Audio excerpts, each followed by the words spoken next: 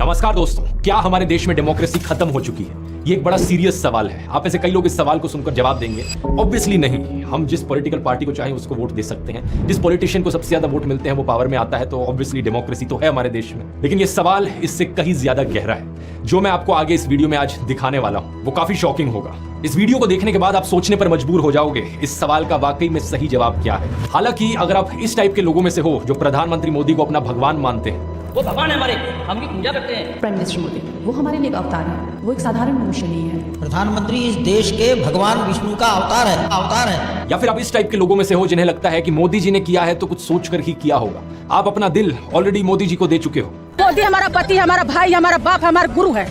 आप सब बोलिए, क्यों आपको लगता है कि मोदी जो और योगी जी वो विकास दे पाएंगे जो और कोई नहीं दे? हम उनके पास दिल दे बैठे हैं। ऐसे केस में आपके लिए मुश्किल हो सकता है अपनी आंखें खोलकर सच हजम करना, लेकिन बाकी सब लोगों के लिए अगर आप सही मायनों में देश की परवाह करते हो तो आज का ये वीडियो बहुत बहुत जरूरी है। बात यहाँ किसी एक इंसिडेंट की नहीं है, बल्कि ढेर सारे ऐसे इंसिडेंट्स की है जो एक के बाद एक होए जा रहे हैं पिछले कुछ महीनों से, पिछले कुछ सालों से।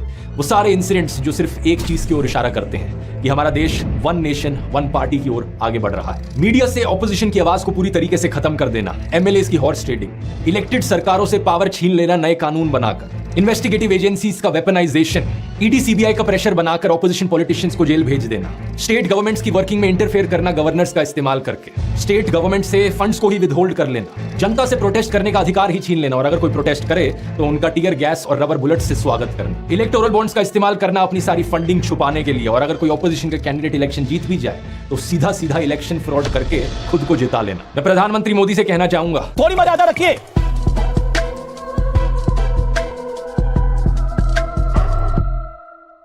डेमोक्रेसी के ऊपर डिस्कशन करने से पहले दोस्तों हमें यह जानना जरूरी है कि डेमोक्रेसी एक्चुअली में होती क्या चीज है। बेसिक कॉन्सेप्ट है, लेकिन ज्यादातर लोगों को इस कॉन्सेप्ट पर बहुत भारी मिसअंडरस्टैंडिंग रहती है। कुछ लोगों को लगता है कि अगर देश में रेगुलरली इलेक्शंस हो रही हैं और आप वोट डालने जा सकते हो तो इसका मतलब देश एक डेमोक्रेटिक देश है। लेकिन पता है क्या, इलेक्शंस तो नॉर्थ कोरिया में भी होती है। मजाक नहीं कर रहा, रेगुलर इलेक्शंस होती है नॉर्थ कोरिया में। 100% वोटर टर्नआउट भी देखने को मिलता है उन इलेक्शंस। लेकिन बस फर्क यह है कि अगर आप सरकार के द्वारा चुने गए ऑफिशियल कैंडिडेट के लिए वोट नहीं डालोगे तो आपको एंटी नेशनल कंसिडर किया जाता है, आपकी जॉब छीन ली जा सकती है, आपका घर छीन लिया जा सकता है। और बात अगर यहां सिर्फ डेमोक्रेसी शब्द की है तो नॉर्थ कोरिया देश का जो ऑफिशियल नाम है डेमोक्रेसी शब्द तो उसमें भी आता है। नॉर्थ कोरिया को डीपीआरके करके पुकारा जाता है उनकी सरकार के द्वारा, Democratic People's Republic of Korea. लेकिन सच्चाई क्या है तो ये देश एक डिक्टेटरशिप ही।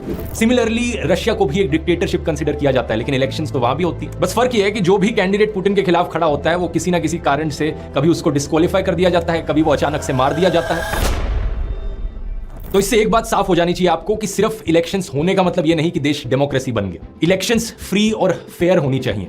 फ्री मतलब जनता को आजादी है, जिसके लिए वो वोट डालना चाहे उसके लिए डाल सकते हैं, और फेयर का मतलब अलग अलग कैंडिडेट्स का, अलग अलग पॉलिटिकल पार्टीज के जीतने का एक फेयर चांस है। ऐसा नहीं कि किसी एक पार्टी के पास कुछ ज्यादा ही एडवांटेज हो। हाल ही में चंडीगढ़ म्युनिसिपल कॉर्पोरेशन की मेयर इलेक्शंस हुई। इन इलेक्शंस में कांग्रेस और आम आदमी पार्टी ने एक अलायंस बनाई थी, जिनके कुल मिलाकर टोटल में 20 वोट बनते थे आउट ऑफ 35। पार्टी के वोट्स को देखकर यह बात क्लियर थी कि ये इलेक्शंस ये अलायंस ही जीतेगी।